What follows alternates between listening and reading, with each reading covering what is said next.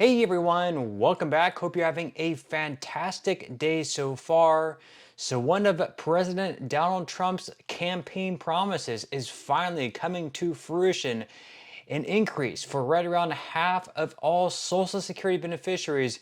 We are going to be going over what this increase would include, what's going on, and what you can expect in today's video. But before we go ahead and dive into it for today, if you would like to receive up to $200 in free stock or $200 in free cash, in a pinned comment below, I will be leaving a link to Robinhood.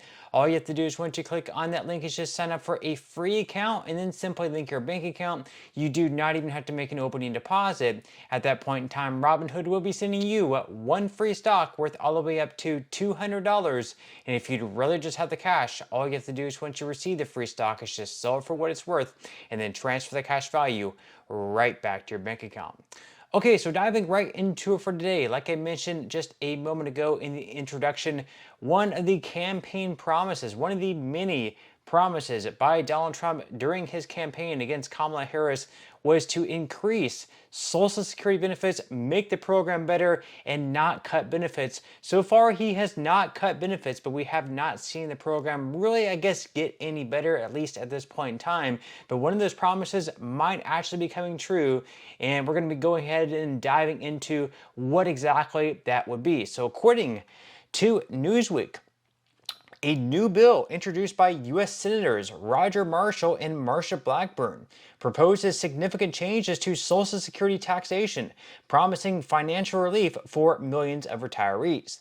While proponents hail it as a long overdue measure to boost retirement income, there are concerns it could strain the Social Security Trust Fund or add to the national deficit. Newsweek reached out to Senators Marshall and Blackburn via email for comment.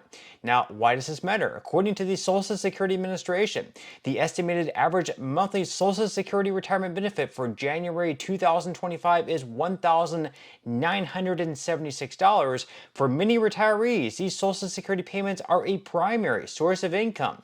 However, millions of Americans see a portion of their benefits taxed. This impacts their financial security, particularly at a time when inflation and healthcare costs continue to be significant concerns, putting additional strain on retirees' budgets. So, as I mentioned there, $1,976 is the average Social Security retirement benefit in 2025. Obviously, some people are receiving less, some people even more, but as I mentioned there, that is a primary source of income. So even though people may have, other sources of income, whether that be dividends, whether that be maybe taking a little bit out of their 401k, maybe they have an IRA they're slowly withdrawing from, the $1,976 is the primary source of income. And whenever they're paying for insurance, whenever they're paying let's say for their rent, if they're still renting, or maybe they still have a mortgage, paying for groceries, paying for cost of their car, whether it's gas or whether it's just maintenance,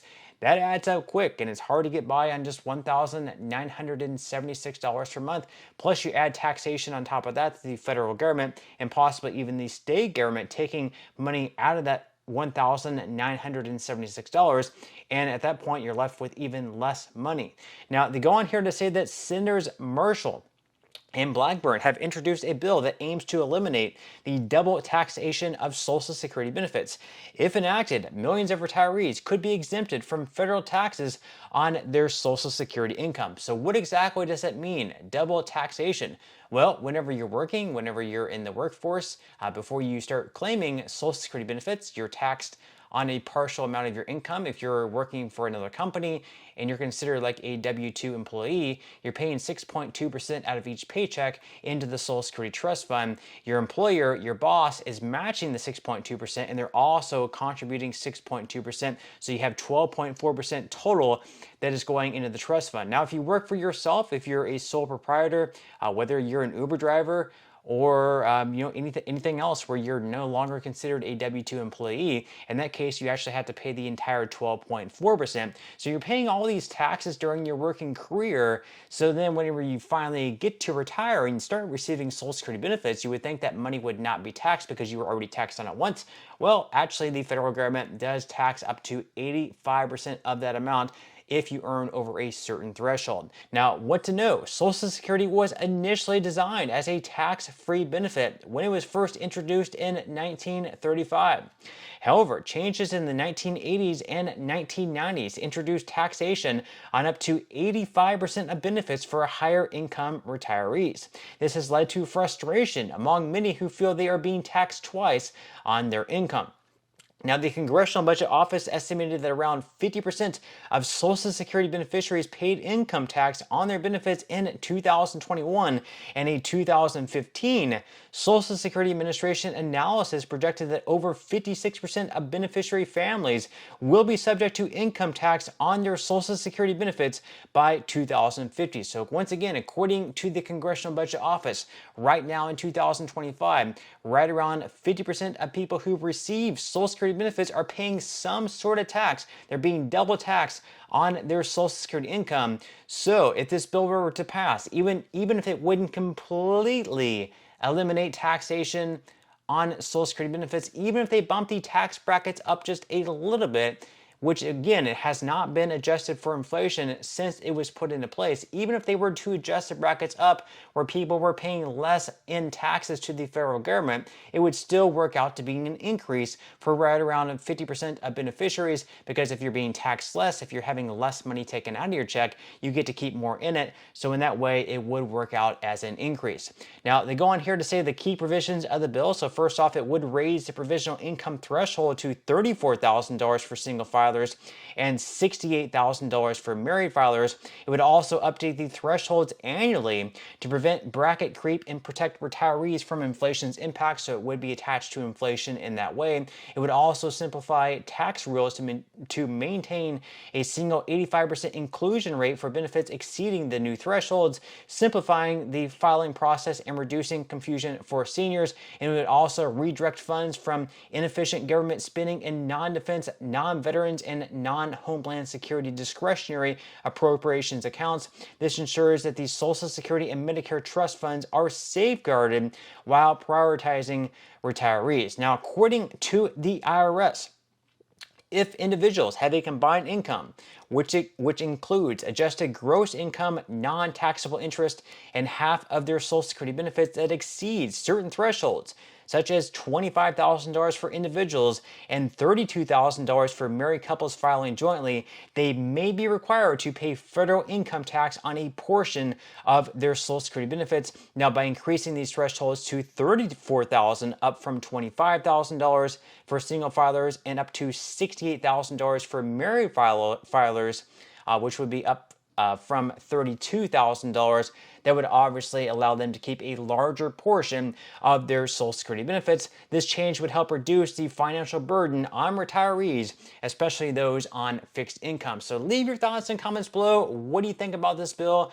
Would you support an increase in the tax brackets so we have fewer people paying less taxes back into the trust fund? Obviously, that could speed up the insolvency, but at the same time, you have to ask yourself, is it fair to get taxed once whenever you're working? That money goes into the trust fund, and then once you finally retire and are able to collect the money that you were taxed on, essentially, you're being taxed on that money once again. Is that fair in your eyes? Do you support this bill? Are you against this bill? Leave your thoughts and comments below. Now, as far as what happens next, the bill will need to proceed through committee reviews in the Senate before potentially reaching the floor for a vote. Meanwhile, Senators Marshall and Blackburn are actively working on several other legislative efforts. Now, as far as how this bill could pass, in the Senate, it's going to be the most difficult. In the Senate, it will need at least 60 yes votes out of 100. Right now, there are 53 Republicans in the Senate. So if we had all Republicans vote in approval of this bill, that would be 53. Then at that point, they would need 7 Democrats to join them. So I think it's doable because we have had Democrats in the past support no tax on Social Security, and they would only need 7 Democrats out of 47 in total to reach across the aisle and agree with them. And then as far as the House goes, they just need a simple majority. So in the House, passing this bill really won't be all that difficult. It really comes down to the Senate, whether or not they can actually pass the bill through the Senate. They can get 7 Democrats on board with this bill. Again, it wouldn't be a complete elimination of Social Security taxes, at least at the federal level, but the tax brackets would raise, so you would be paying less taxes to the federal government on your Social Security benefits. Again, leave your thoughts and comments below. I would definitely love to read them. But that's all we have for today's video, and I will see you in the next one.